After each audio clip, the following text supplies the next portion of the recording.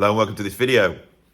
And on this video, I'm going to be drinking from Greggs one of their festive cups of coffee, made festive by the fact that they've stuck it in this cup, which has got festive things on it, like donuts and projectile Christmas trees. And why am I drinking this coffee? Because it is freezing cold in here. I'll show you how cold it is. You may be able to see my breath. That's how cold it is in here.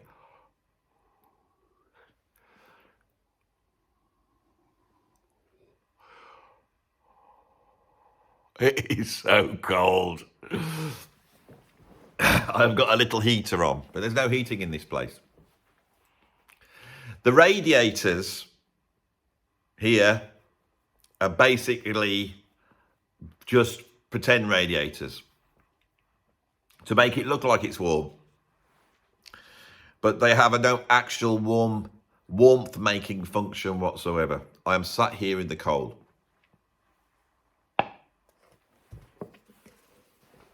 But that is not why you have clicked on this video, to see that I'm freezing cold. That is not why you're here. Hang on, I'm gonna have to get my blanket. Where's my blanket? Lovely blanket. I'm gonna put a blanket round me. And you get to a certain age, it's good to have a blanket to keep yourself warm, because as we know here in the UK, you know, Starmer, our new politician, he's not going to give any money to the old people to pay for their heating bills. So they'll all be, that'll be Christmas for them, won't it? Like that. I'm still young enough to be able to create heat myself with my own body. But when you get old, the ability to do that isn't so good, is it? You don't get so good at creating your own heat, do you?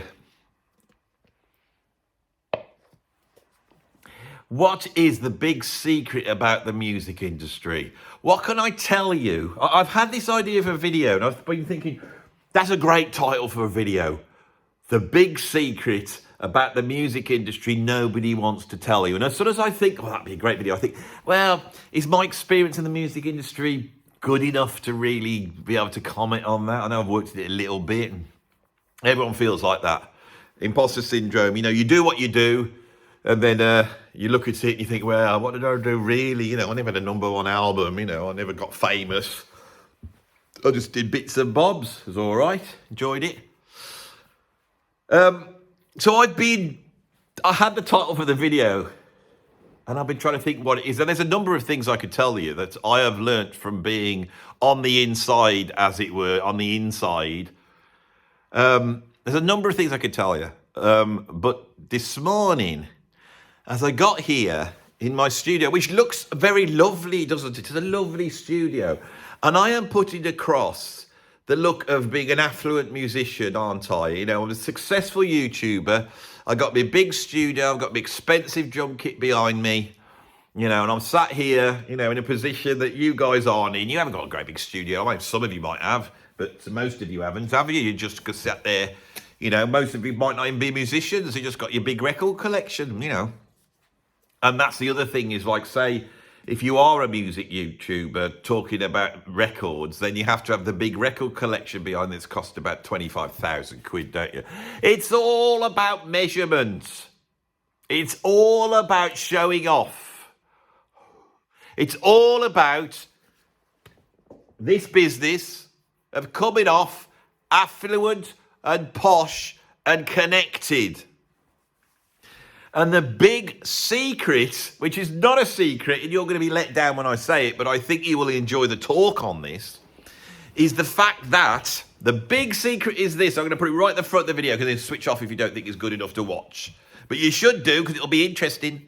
The big secret is that the music industry is full of posh, privileged, connected people. Right? That's the big secret.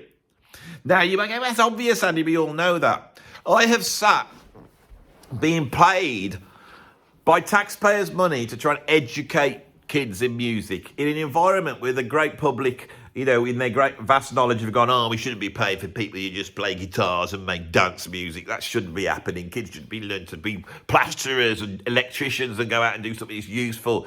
You don't not play a bunch of Nirvana songs. That's not anything. And then you see these kids in these positions, right? Creative kids that are cursed with creativity. They can try and control their creativity, and they don't know where to go. And they're being told that they've got to get a job and they've got to, have this way of earning money. And every time they say they want to be a musician, what do they hear? Off their parents, off their teachers, off everyone around them. They hear this. Yeah, that's lovely. I think you should really go for that. But you need something to back it up, don't you? Have you ever thought of being a plumber or an electrician? I mean, if you went to college and studied that and did play guitar on the side, when your dream doesn't come off, your dream that you live by, when that doesn't come off, because it's not going to happen, is it? It's not going to happen, really, if you're realistic. When that doesn't come off, you can then become an electrician. And to a kid who has a certain mindset that I had at 15 years old, that is like telling them this. The dreams that you believe in, they're not going to happen, and you're going to die. So, knowing that is the psychology of these kids. So you walk into a room, 20 kids in front of you, and you start to get to know them, and you start chatting with them, and you start to pick up on this mentality there, and it mirrors my mentality. My mentality was the realization at 15 that I could not do a normal job, that if you put me in a normal job, I would fail. I looked at wonder at people that I knew I was clever than, but they seemed to be able to hold down normal life in a way I could not. Okay, I just could not. And I was frightened, and I thought, I'm going to fall off this into the gutter and become the down and out that the future promises me. Okay, there's no choice in this, and I tried my hardest to avoid doing music, and I got other qualifications, and I tried to be a graphic designer. I mean, that's a creative thing, is it? Maybe you could be a graphic designer. I was a graphic designer for 2 years, and it didn't go well. So I understand all this. I say all this because I'm hoping that this has ramifications and repercussions, because there could be many middle-aged men watching this that feel like their life has been a complete waste of time, that they really wanted to do music and they did it and they got the big job and they're sat in their big house now thinking, oh yeah, but I'd have given it all away to be in a band in the back of a bus going around playing rock and roll. There's those people there. And then there's other people who've tried to live the dream, and they look at their tattered life and their broken relationships, their kids that have no respect for them, and think, well, what was the bloody point in all that? This is the secrets of the music industry. This is what drives it. These are the machine. This is the machine under it that really, makes it happen. And if you are lucky enough, and luck has a great deal to do with this, to find yourself in that rarefied atmosphere of Mount Olympus, which is the modern music industry, when you look around, you will notice that you are surrounded by very posh people that are very connected and have a very strong social code by which they live, okay? And that all that behaviour that has been sort of deified in books and films of sort of people throwing toilets out of windows and blowing up TVs. Oh, no, I think I got that wrong. Well, anyway, all that thing, yeah, you're not going to do that nowadays, because those people have all grown up. And their best friends are lawyers, because those lawyers look after them. And they go around doing their business, being millionaire rock stars with their lawyers. And they sort of swan about in this very upwardly mobile, upper middle class, educated, connected elite. So the big secret that I became very aware of when I was teaching music is when you sat in front of those kids who worship bands like Nirvana and Oasis and bands like the AC/DC, Black Sabbath, whatever it is, what they see are like working class blokes. So they're not, there was me at the front and I'm like into my jazz fusion and prog, and they respect the fact that I'm into all that. But there's the aspect of them, and it's perfectly good. This is a good thing to have at that age. That they go, well, look at Black Sabbath. They're not the best musicians in the world, but they're good, aren't they? They are good players, but they're not the best in the world. But they're just working class blokes, aren't they? And they formed a band and changed music. And you go, yeah, they are the people that change music. Normal, scummy, working class people. They're the ones who change it. Everything comes from them. The blues came from them. Jazz came from them. Right? Rock, psychedelia came from them. Punk, dance music, garage, house music, all came from them. Normal, on the edge of society, bottom of your shoe people. Right? That saw the world and went, sod that, we're going to do this. The music industry has lived off that, and you'll probably stand there and go, yes, Andy, you're wrong, because they're the people who make the music industry. It's them. And you're saying it's just full of poshies that are all connected. Well, the truth is this. If you're a young person or an old person or a normal person trying to get into the music industry, you're up against it, really, right? It's a very privileged world to be in. And lots of people want to be in that world. And it's been romanticised. So everybody wants to be in there. Everyone wants to do it. So there's a competition to get in. Now, it would be great if you got in there based upon your ability, but it doesn't seem to work like that because it just doesn't. And I might get into that on this video, but I'd rather concentrate on the poshy element because I think it's far more interesting and I haven't talked about it at all on this channel. So you try, to get into the music industry, right, you need to have talent, right? You need to have charisma. You have to have something about you. They're all there. And I'm not saying these poshy people haven't got that. But also, you need time and money. You need to apply yourself 100%. You need to be able to get up in the morning and do it until you go to sleep. You've got to have to give it. Because if you don't, someone else is giving it that. And they will beat you, all right? You can't do this part-time. If you want to get into it, you're going to have to do it full-time.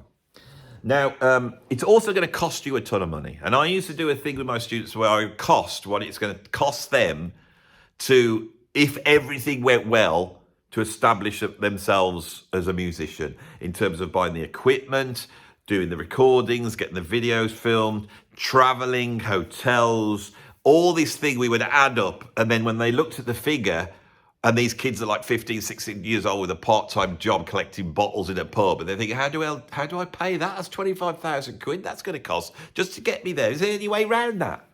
Well, in the old days, you used to have record deals and they'd pay all that for you and then they'd extract it back from you, you know. So you get to live the life, but those deals don't exist anymore. So what does that mean? If those deals don't exist, it means that nobody can access the music industry from the lower areas of society, I'm afraid, because they haven't got the money to do it. Well, can't they just fluke it? Couldn't they just put a track out there and fluke it? Maybe. Right?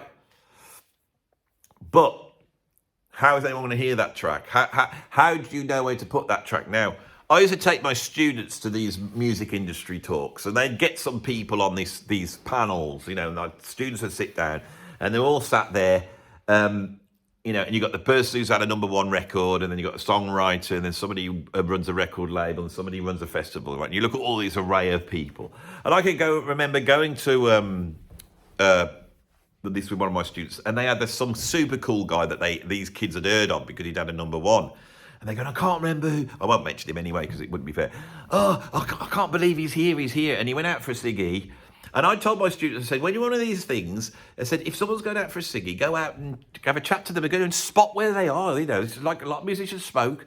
Go out the back, you know, and they'll find that they're out the back having a ciggy, and you can go up to them and say, and I've told them how to network, how to go up and introduce yourself. And so my students did this, and they spoke to this guy, and he was really, you know, kind, and he gave his time and explained what he's doing. The story was this.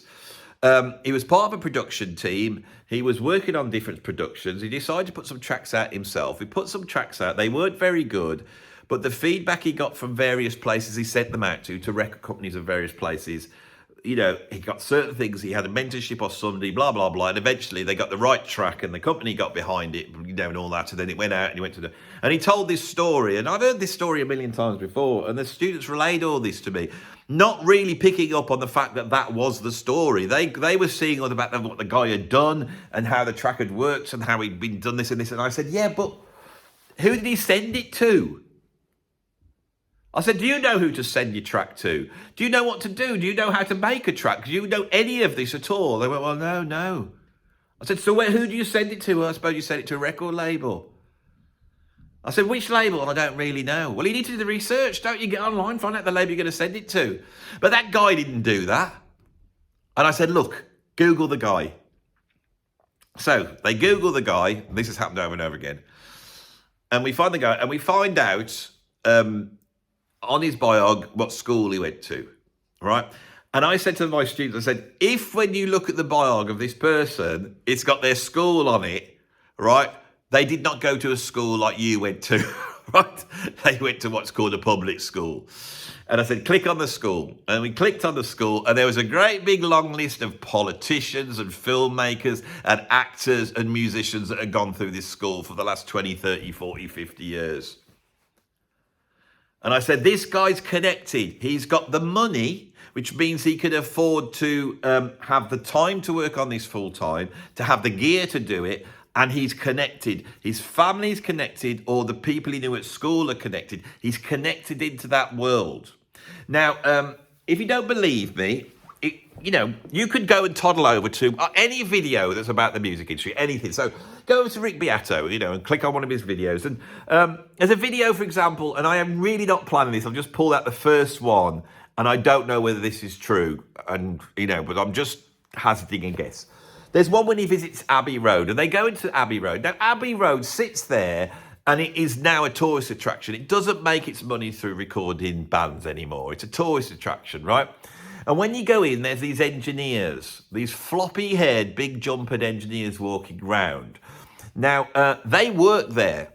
God knows how they're making their money, but they're doing it somehow. But they work there, right? And you listen to those people and ask yourself if that is scum of the earth working class working there, or whether they're poshies, right? That's the first thing. Think about it. Go watch the video. I can't remember. They might come out and go, you all right, Rick? How you doing, mate? You're on the house engineer. Come on here. Park your ass on that chair and I'll show you how the old knobs work. You're good at twisting knobs, aren't you? You see if it's like that.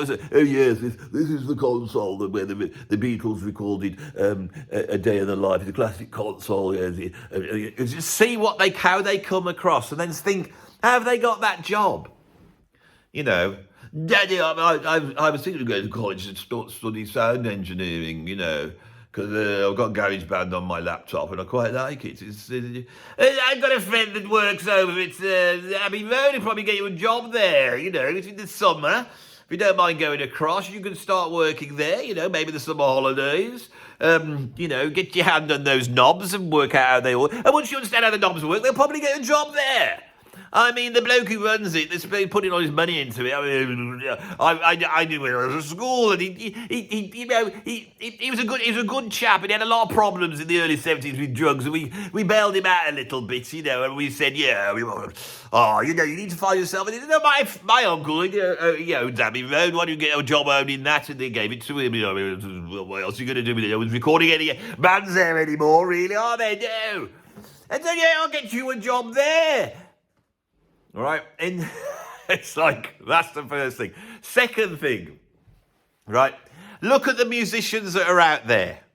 Google them. Find out their background. Right, look at Taylor Swift. There she is in her house making her songs with acoustic guitars. Right, and she pushes and she lives the dream and does her songs, gets them out to record label. We don't know how she got out to the record label, she just did. And gets signed by a record label. So what does her dad do? Buys the record label for her. Billie Eilish. And mum and dad are in the industry. They're connected. If you're not well off, you have to be connected. You have to have these things. And if you start to look at many of the famous musicians out there and find out whether their parents are either famous or rich, you will start to see a common thread running through this, right? Now, ask yourself how many people in your world, parents, are famous musicians? Go on. I bet it's quite low. But if you got some music industry types together, some people work in the industry, and you started asking that question then, it's considerably higher. But they will say that the nepotism doesn't actually work. When it is, it's absolutely apparent. Nepotism, having the wealth to do it, having the time to do it. This is the big secret of the music industry. So, as I started off with, there's a certain amount of jobs there. Everybody wants to be doing it. The competition is really great. And so the people that are getting in there are beating you in the race to get there. And the way they beat you is by having the money to finance it, the time to finance it, the people around them to tell them what to do, and the connections to grease the wheels and direct them through to that point in time. Okay? The next secret, most musicians don't make any money out of this. When we are looking at sort of our heroes on this channel, these incredible jazz fusion musicians, I promise you most of them have not made any money out of this, or they've made a normal wage out of this. People often that have done well is because they've been able to take a small amount of money and invest it, and they're good at investment. A lot of rock stars that are worth millions and millions, that millions is not out of the pure profits from record sales and tours. It's because they have people around them that are investing their money for them, right? David Bowie was a big property owner. I think Morrissey is as well. They both are making their money out of property. And that allows them now, in this day and age, to get out on tour and tour because their profits aren't there. The music industry profits aren't there. So this is quite a depressing thing. This is the big secret of the music industry. Now, as I said, when the record companies were there, that actually democratized it. They were seen as very elitist, and they were. They were seen as gatekeepers, and they were. But the record industry understood that to feed the market, they need to get new fans. They had to capture people at 11, 12 years old and funnel them into the cycle of being a fan, because once they got to 21, 22, they were fixed. Everyone had grown up listening to Motown in the 60s. That's all they listened to until they shuffled off this mortal coil. And then the ones that listen to Soundgarden, Nirvana, or with its Blink 182, and now it's One Direction, you know, those people that bought into that, and that diminishes. Most people just forget about the stuff they love. But the industry lives off those people. The vast amount of money made is made out of bands that are dead, that have stopped, that are just still going through the motions. You know, artists that they sign up and they can get a deal and they can get it out. You know, and here at the moment, that is basically gigs. That's like, you know, getting someone like Cher, who is about 105 years old, and putting a big wig on her and lots of makeup and carting her out and saying, this is the great Cher. She's a legend. She's a legend. Cher is a legend. Go and buy a ticket to see Cher for 150 quid. Hear all the hits, right? And so that is where the money is, right? It's all very depressing, this is. Don't worry, it won't be depressing in the end. I'm not going to leave you depressed. Stick with it. Stick with it. It won't be depressing when we get to the end. And so the industry in the old days used to get the new stuff by getting normal working class people and go, I know we're going to have to put up with them. I know they smell and they have no manners. I know they were picking their nose in the meetings, but we're just going to have to put up with them because they're doing things that the kids seem to like. And so you have this lurching through music history of these sort of new novelty things that the kids like. That record company invests in that, it becomes massive. That investment creates skill and quality, and this what was novelty and visceral and, you know, energetic becomes art. And somewhere in the middle of that, as it moves from one to the other, I think is where the juice is. You know, this is, if you look at this whole cycle of rock and roll through to, say, the death of rock and roll around about 1999, if you look at that big surge, there is a movement through that from the Beatles into progressive rock into punk. You know, that line is absolutely wonderful. You know, there's a balance between the intellectual, creative, highbrow stuff and the visceral. When you got those two things together, and that's how it lurches through. For the last few years, those visceral novelty things no longer need a record company behind them. They will happen on this. People can bang stuff out. And the thing is, these things can be picked up on and the companies can make money out of them. And it's not the music industry now, it's advertising companies linked to TikTok, linked to Instagram, linked to Facebook, linked to YouTube. That's where the money is now.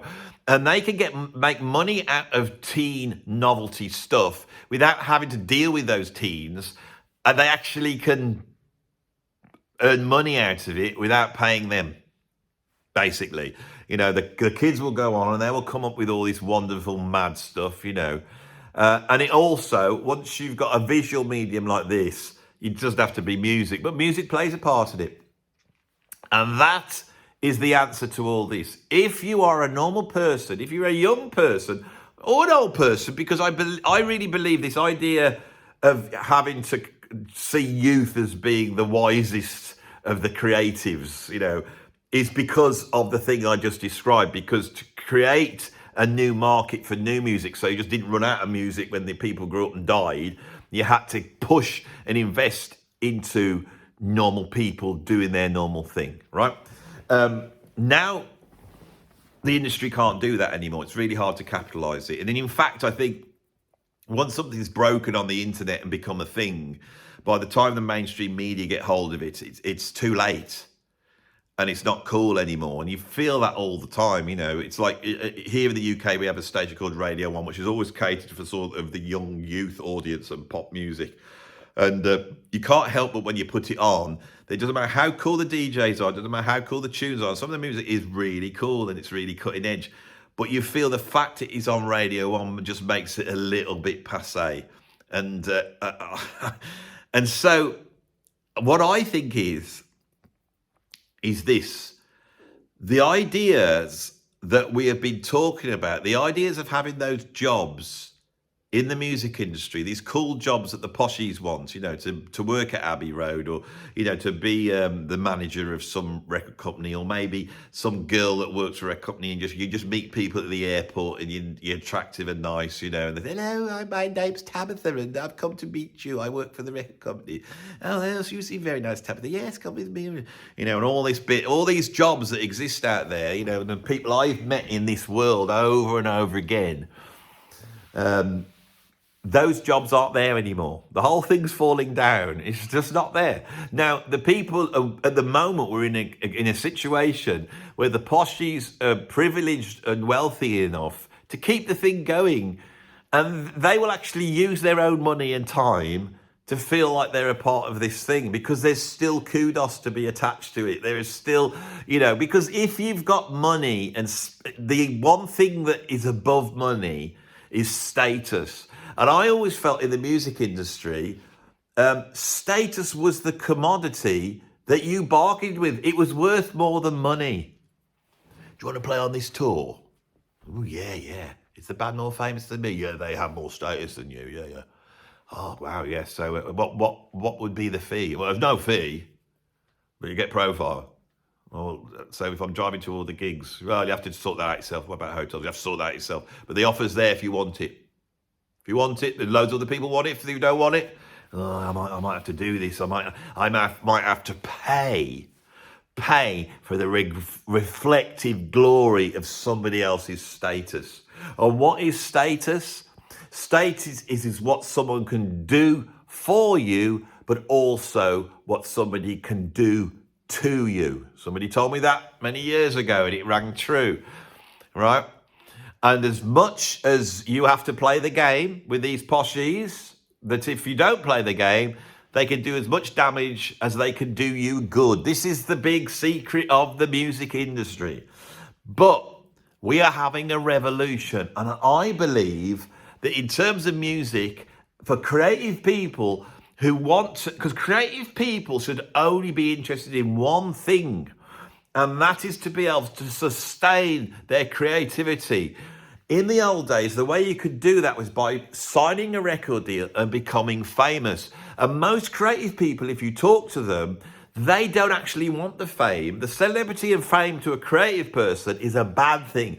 They just want to be able to sustain their creativity. But there's a whole bunch of people, and I've met them. These are the people that buy a drum kit or guitar, and they work on the minimal amount of skill to be able to get in a band, and then it becomes about their clothes and their haircuts and, you know, having personalized number plates on their car and walking around pretending that they are part of something bigger than them, which they are not really a part of. I've seen this over and over again, and within the industry, right in the center of it is the creative people. And they spot this a mile off. They all spot it a mile off. So the music industry to me was always like this like esoteric circle of creative people. And if you got with them, you were with your friends, surrounded by a huge exoteric donut of shite, of people that were there because they wanted to bask in the glory of the status. And the status was worth more than the money that their families had that was supporting them to be able to bask in that status. This is how the industry works, right? And it still is there and it's still going on. Okay? But there is a revolution happening creatively. And if you understand how this works, the internet, social networking, all that type of stuff, if you start to understand it, you can use it to sustain your creativity. So we now get to the end of this video where things that have happened to me over the last couple of years.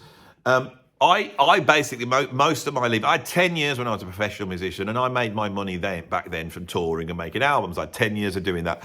And then the last nearly 15, 20 years have been like, I've been teaching. That's how I've made my living. And that was very, at one point, very satisfying. Being chucked out of that for being too old and have too many wacky ideas about creativity that the modern educational system can't cope with, I have had to fish around and find a way of sustaining my creativity. And because I had that belief, and because I put my faith in that, and I knew a little bit about that was what was important, I have been able to just about save the game for me. You know, I have escaped the gutter. I have escaped the homelessness yet again. And I might be sat here with a blanket on me, freezing cold, like this, talking to you on my iPhone, right? And that might be the new thing, surrounded by my equipment, because it might be freezing here, but the fact is, it's freezing, but I can sustain my creativity here. And when I switch this camera off, if I want, I can wander over to one of those drum kits and stick a mic on it, and I can do whatever I want. I recently left all the bands I'm in. I got out of the last vestiges, the last drips of the old proper industry that I was a part of, because I realised it was not sustaining my creativity, right? Those of you who've got to the end of this video, those poshies in these privileged positions, let them be in their privileged positions, because we have found another door. All the scum have been there in the queue, and then someone says, what's this door here? We've opened it, and it's here. And most of the people sat outside this door are going, oh, I wouldn't go in that door. We need to stay in the queue. That's where the goal is, down there. And a few of us go, no, I think it's in here. Look at it. You can do what you want. Yeah, but who wants to do that? You know, we want to be on Mount Olympus. I don't know. Do you really want to be on Mount Olympus? Well, yeah, it's up there, isn't it? We've just got to do it. You know, we just got to go through the ritual of doing this. I know, but don't you feel you're being fleeced by the industry? Don't you feel like you're being sort of what's the word? You know, they're dragging everything out of you. You're giving to it, and it's not giving you anything back. Well, I do, but I'm in the hope that this reflecting glory will reflect back on me at some point. I'm sure it is, and I will be there on Mount Olympus. I don't know if Mount Olympus is any good anymore. I think it's a bit old and out of date. You know, they've got they got wood chip wallpaper up from the 1970s. You know, and they haven't got like internet connection there. I went there; it wasn't very good on Mount Olympus. It was a bit old fashioned, really. I mean, I'm sure in the 70s it was bloody brilliant there at Mount Olympus. But now there's a lot of old blokes going around. One guy there, one of the gods on Mount Olympus, he sat there and his brain's gone in too many drugs in the 70s. He's got gout. He's got his foot up on a bloody chair with his gout. He's got his bad back and he's hobbling around here, getting really grumpy with everybody, and everyone's sort of doing what he says. I don't know. I don't know if this Mount Olympus thing is any good anymore. I don't know. It's just full of old people. I know, but those old people are legends. I know they're gods. They are gods. You know, they were amazing, you know, with the bloody lightning, and all that bit. But now, I don't know. They said they don't seem to be doing that much, really. They're going out and doing bits and bobs, but there's no lightning thrown anymore. They just turn up and, everyone goes, oh, it's a god from Mount Olympus. Let's all bow down to the god. I don't know. But through here, you can get to do what you want. You can bypass all that. Yeah, but how are you going to make a living? I don't know. But none of these guys knew how to make a living in the old days, didn't they? They just did it. Didn't they? I don't know whether we should go through this door. Oh, sod you, I'm going. Now, you need to be one of the ones that says, oh, sod you, and you need to go through that door. Right, I've gone through that door. Right, I felt a huge sense of relief saying, no more bands, no more record deals, no more proper albums, no playing that game, no fighting to be doing some gig at some festival somewhere, no trying to get on some radio station or getting a magazine where you think that that's really great because you got mentioned in a proper magazine, right? None of that, just drop it and just go and do whatever you want to do, right? And don't stick to just music. There's more than just music. There's more than music. You can do all sorts of stuff, And there might be a future where, you can be sat in a freezing cold room with steam coming out your mouth, shivering under a blanket, talking crap at a load of people that if they're still watching, God knows why they are, but they're there, Andy, and be grateful for them. And I am, and I thank you so much. And I hope you get something out of this, because this is what I'm doing at the moment, and I don't get it. That's the bottom line. I don't get it. Anyway, I have now returned to Earth.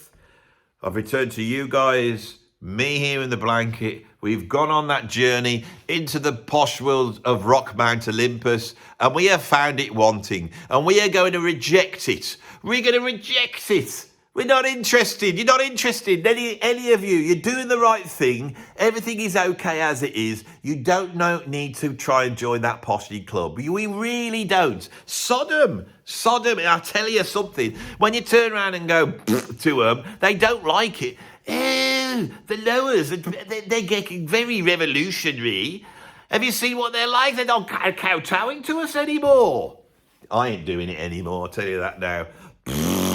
To the lot of your stupid music industry. I'm not an old bitter musician. I know where my bread's buttered. It's buttered here on YouTube with my friends who watch the channel. Well, some of you don't like me. But the ones who do, I like you very much. And we've got our own little community here. You're welcome to it. If you want me to help you to try and get your creativity out there within your framework of wants, right, which is entirely yours, not mine, I am happy to do this on this channel. I have got some methods to do it. And I'm going to finish off with what really needs to be dealt with on this channel, which I haven't dealt with at all. And that is goal setting. Proper goal setting. That's what you're all missing from life, you creative types. Goal setting. And I would be happy to talk about goal setting. I think I'm done. I think this is going to actually be Sundays, Andy's Sunday school. I've been doing a lot on harmony and stuff like that, but I think I need to touch back to the music industry, and I think that will do it. So, this is I've just decided I'm making it all up as I go along, and that's very important. We're all making it up as we go along. Thank you for watching this Andy's Sunday School video. Thank you for supporting me here. Thank you for what you lot have given me, which is why I'm still here and not lying dead in the gutter like I thought I would when I was 15. And I don't want it to happen. So keep supporting me. So the one way to support me is to put a like on this video. Also subscribe. If you want to support me more, you can go to my Patreon and become a free member. There's a whole bunch of stuff there for you. And if you become a paid member, you will also be financially supporting me, which is wonderful. And there's more content for you. If you enjoyed this video and you want to support me financially in another way, I have a PayPal tip jar. And the charity that owns this room that have let me come in here and use it for all this creative stuff, they are very frightened about their fuel bill, which is why the heating is not on. Because if we all started switching the heating on in here, it would be a huge bill.